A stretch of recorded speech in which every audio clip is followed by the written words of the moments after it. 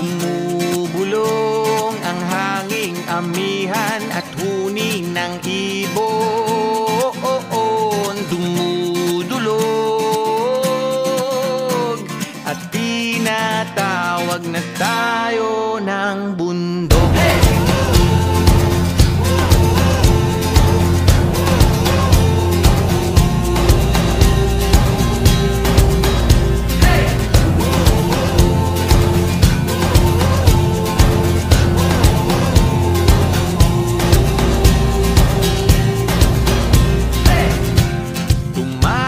Na tayo palayo sa maraming tao,